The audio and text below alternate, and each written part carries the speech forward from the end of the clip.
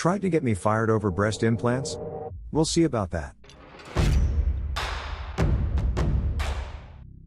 If you like true revenge stories, you found the best place for your vengeful needs. I create them with fleeky visuals, dipped in artificial love. Rejoice and behold, a single story episode, in which a nasty coworker harasses another coworker, over having breast implants. Little did the harasser know, she is bullying someone who had her breasts removed due to cancerous cells. When the nasty coworker gets called out on her bad behavior, she doesn't apologize, oh no. She reported her victim, trying to get her fired. Before we start, when visiting the like button, sneak up to its bathroom, and empty out the toothpaste tube. Then fill it back up with mayonnaise, and leave it be. Let's dive in. Naturally, viewer discretion is advised. These revenge acts might be disturbing to snowflakes. This story is told from the female perspective. 4 years ago, when I was 24, my mom died of breast cancer, and as both my grandmothers had also died of it, I saw a specialist for a screening. I found out I had some cells in one of my breasts that could have turned cancerous at any given moment. I was told I had a few options. I could have regular screenings every 3 or 4 months until it does develop into cancer. I was told the risk of the cells becoming cancerous was very high due to family history, but it could also potentially never turn, so I'd just be getting these screenings for no reason. I could get a single mastectomy on the breast with the bad cells, but they'd need to keep an eye on the other one, so I'd still need regular checkups for the other breast. I could get a bilateral mastectomy and remove all of my breast tissue, basically eliminating the risk. I went for the bilateral mastectomy. It was admittedly the most drastic option. But after seeing what cancer did to my mom and grandmothers, I didn't want to risk it. I was warned about scarring but told it should be fairly minor. It wasn't, and I was left with 2 huge, pink, jagged scars on either side of my chest, each about 1 inch long and half an inch wide, and it caused me to go into a severe depression. Where it got to the stage of me not even leaving my flat because I didn't want people to see me, throwing out my mirrors. And getting physically sick looking at myself. I went to a therapist, who suggested a plastic surgeon. The therapist said they'd normally never do that, but it was clearly something I was struggling with and I might never get over it, and the therapist could see why I struggled with it. Although I'll admit, the therapist did send me to ask about scar reduction. The plastic surgeon suggested a cream, a laser or implants. The cream didn't work, and the laser was both expensive and risky, so I went with the implants. My natural boobs were an F cup, so I went with a slightly smaller double D. Since then my mental health has improved and I feel a lot better about the way I look. My confidence has gone up, as has my self-esteem. I know I shouldn't put so much into my appearance, but I wasn't exaggerating about these scars. Huge, bright pink, jagged scars, just really awful to look at, and I hated seeing myself, and they are now nicely hidden away and I can barely feel them. In the present day, I'm 28 years old and working in an office. I'm doing a lot better than I was. My coworker, Jill, found out I'd had a boob job, but not about the cancer thing. When my friend and I from years before the mastectomy were planning a holiday, she made a joke about me going on a plane with my implants, and Jill overheard it. By the end of the day, the entire office knew I'd had a boob job, but not why. And half a dozen people confirmed Jill had told them. Over the next few months, Jill made many jokes and comments about my chest to coworkers when I was in earshot, at one point saying I had more plastic than Barbie, and calling me fake in 2 ways. I didn't hear this one myself, but a friend in the office told me that Jill had at one point referred to me as a sack of silicone. I don't know what her problem was exactly, but at one point she mentioned the NHS, so I assumed Jill thought that I'd got my breasts done for free on taxpayer money. I'd gotten the mastectomy on NHS, but gone private for therapy and implants. I asked her to stop more than once, but unfortunately, the places I'd talked to her were places like the lift and the women's bathroom, where there weren't any cameras, and Jill just kept making comments no matter how often I asked her not to. I wouldn't say it was every single day, but I heard at least 3 comments per week for 3 months. I hit my breaking point when Jill, I and a few other coworkers were having lunch. I referred to something as being shallow and Jill said, "You'd know all about being shallow," while gesturing to my chest. I snapped. I said, "Do you know why I have these?" A few years ago the doctors found potentially cancerous cells in my breast tissue. I was advised to get a mastectomy and was left with huge ugly scars on my chest. I went to see a therapist who sent me to a cosmetic surgeon, who advised me to get implants to hide the scars, and I did just so I could look at myself in the mirror without crying. So maybe next time you want to judge someone for having cosmetic surgery, you should ask them why they had it first. And feeling like that was a mic drop moment, I picked up my food and left. For the rest of the day, I had about 1/3 of my office come up to me and offer support, and the rest tell me that Jill was just joking around and I was being a bitch. I replied that Jill was being a bitch long before I was. But then I got an email from HR saying they wanted to talk to me the following day, and when I called for clarification, they mentioned a hostile work environment.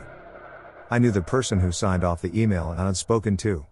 Her name was Debbie, and she was Jill's friend in HR, so I was fairly confident on who had reported me. I realized that if this was already being sent to HR, I needed as much ammunition as possible, so I went about collecting my information. As Debbie had dealt with me so far, it was safe to assume she would be the person reviewing the complaint with me, and if that was true, I was fucked. However, I vaguely remembered a section on complaints that was in my contract when I first signed with the company. I flicked through the contract and there was a part in complaints section that said I was contractually allowed to request a change of reviewer, if I felt my allocated reviewer was biased. It was called an impartial overseer. I photocopied the page and highlighted that part. Then I messaged the people who had offered their support over Facebook, and basically said, HR asked to see me. Do any of you remember Jill insulting me to your face, and are you willing to write and sign something, saying what you heard and when? Not everyone was willing to help, as Jill is somewhat feared in the office due to her befriending HR and management, but about 20 people were willing to help me.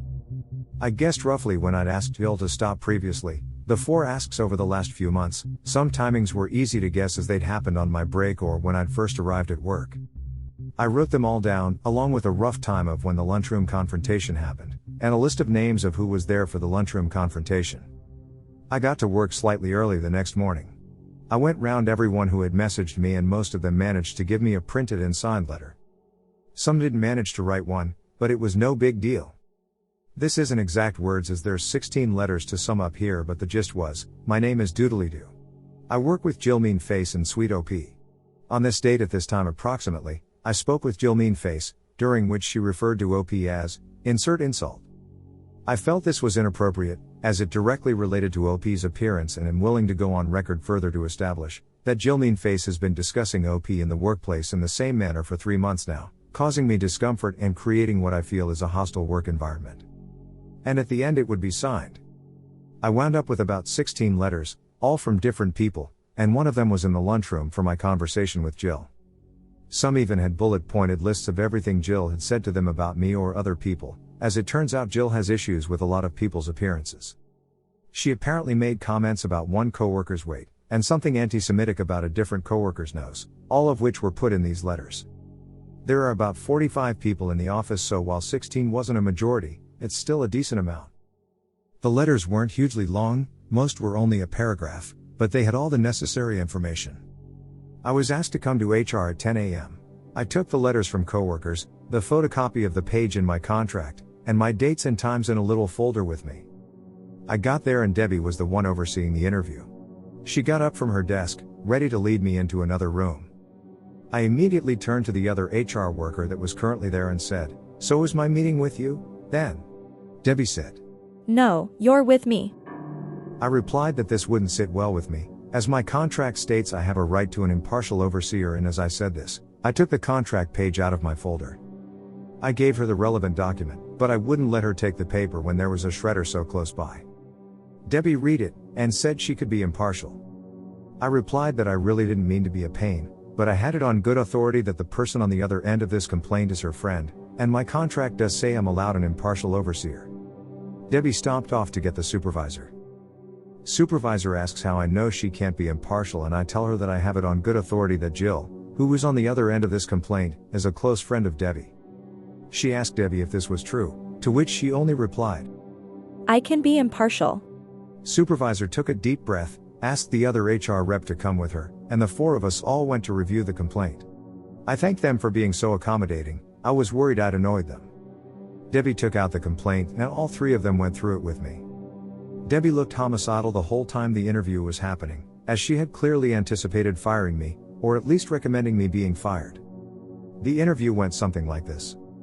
It took like over half an hour and they kept asking me the same questions, but phrased different ways, so this is a really drastically condensed version.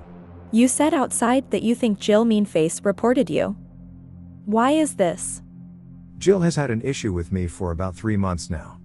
Why didn't you come to us when you realized Jill had an issue? I had no issue with her. What issue does Jill have with you? 4 years ago, a specialist identified potentially cancerous cells in my breast tissue. I had surgery to remove my breast tissue, thereby removing the cells and the risk. After the surgery, I was left with large scars on my chest. I went to a therapist for low self-esteem and depression. The therapist suggested a plastic surgeon who suggested breast implants to cover my scars. All of this is in my medical history, which you have a copy of in my file and my full permission to review. Jill found out about my breast implants, but didn't know about the cancer. Jill had a problem with my breast implants, and decided to communicate this problem to our coworkers. Why do you feel this is true? Here's 16 signed statements, all from different coworkers, all testifying that Jill told the entire office I had breast implants on the day she found out, and has since made comments about these implants frequently. They have quotes of what Jill said to them about it in rough dates and times. Rough dates and times? No one knew this would be escalated to such an extent, so no one really took notes as and when it happened. What event or events do you think directly led to this complaint of harassment? For me, harassment began when Jill told everyone about my breast implants without my consent, but as to the complaint placed against me, it would probably be what happened yesterday in the lunchroom. Jill made a comment about me being shallow, while gesturing to my breasts, and I replied by giving her an abridged version of my relevant medical history, and ending with a comment about the importance of getting the full story. There are cameras in the lunchroom, so I'm sure you'll be able to find the conversation. I'll admit I could have handled the situation better, but after 3 months I felt I had to put my foot down. Here's a list of names of people who were also present. There were 6 people at the table, including myself and Jill. One of these people is also in those letters, and has written their account of the conversation and signed it. Had you had a conversation with Jill prior to this, regarding her comments about you? Several, spaced out over the last 3 months. Each time I communicated to her that I felt uncomfortable and upset with these comments she was making, and would appreciate it if she were to stop. To your knowledge, was Jill made aware of your former cancer at any point in this time? No. It wasn't mentioned in the conversation with my friend she overheard, and I didn't tell her because frankly, it's none of her business, and I did not feel the need to detail my medical history to a coworker, in order to avoid further sexual harassment. Supervisor stands up and says, "Well, I think we're done here." She shakes my hand and sends me back to my desk, saying that I'd hear from them after they reviewed the evidence, letters, CCTV, medical history and anything they had already, and made a decision on the case. I got back to my desk, pulled up my resume, and prepared to start the job search again. About an hour goes by, then the person who wrote the letter and was there for the lunchroom conversation gets called for a meeting with HR. They come back 10-ish minutes later. The other people who were also there for the lunchroom conversation get called one by one, except Jill. All of them are gone for about 10 minutes and then come back, find a coworker, and say that HR wants to see them. Then the people who wrote letters, but weren't there yesterday, are also called one by one and are each gone for about 10 minutes each, some longer, some shorter. By about 3:30, it looks like everyone who wrote a letter or was there in the lunchroom has been interviewed. Then, finally, Jill gets called in. She's gone for about 30 minutes and comes back fuming. She glares at me while I work, but I ignore her. 30 minutes past 4, Jill gets called into HR again. 5 p.m. rolls around, everyone is either leaving or getting ready to leave, when Jill storms back into the office. She glares at me the whole time while she packs up her desk. She then starts telling anyone who will listen, that I got her fired before shoving her way onto the lift. An email comes in from HR. My case is closed. Bonus points, I can now tell people that my breasts are so magnificent, they get people fired. Thank you for enjoying this episode, which was made with artificial love. Subscribe to receive future episodes, and tickle the like button for good karma. Do you have any experiences surrounding this topic? Share yours below, I'll join the conversation. And I'll be seeing you in the next one.